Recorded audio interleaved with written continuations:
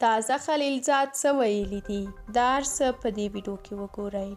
د افغانستان د سولې لپاره د امریکا متحده ایالاتو د بهرنیو چارو وزارت ځانګړی استازی زلمی خلیلزاد چې له افغان مور او پلار پیدا دی وایي د مور د وصیت په اساس به افغانستان ته تل توجه لري او د ښېرازۍ هڅه به یې کوي.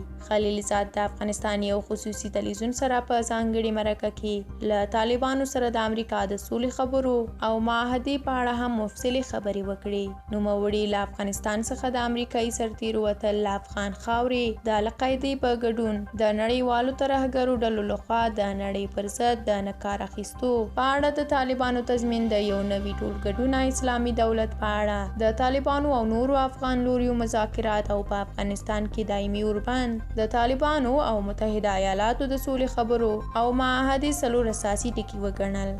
دغه امریکایي استازي له یادو ټکو څخه د لومړنیو دوه ټکو په اړه مثبت نظر درلود. د بین الافغاني مذاکراتو د ناکامۍ پړه یې تر ډیره پر بې واکه شوي ولسمشر اشرف غني واچوله، خو په دې اړه یې ځواب روښانه نه و چې افغانستان به دایمي اوربند او سولې ته ورسیږي که نه. خلیلزاد هیله وښوده چې اشرف غني له هیواد څخه د ناڅاپي وتو او د ده په ټوکیو د سولې پروګرام د ګډوډۍ په اړه د تاریخي مسؤلیت له مخې ځواب ووایه. هغه چې تر ډیره د طالبانو په پلوۍ غږېده د دوی مخالف لوری په یو ډول ملامته او ورڅخه وغوښتل چې طالبانو سره تعامل وکړي.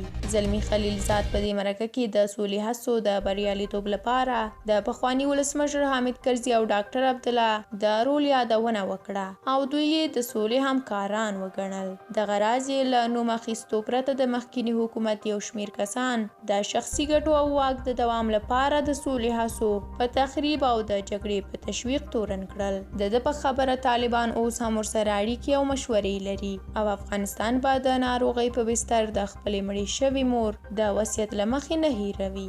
خلیلزاد دا څرګندونې په داسې مهال کوي چې منتقدین یې نوموړی له پاکستان سره د افغانستان پر معاملې کولو تورنوي او د جمهوري نظام د سقوط یو اساسي لامل یادوي.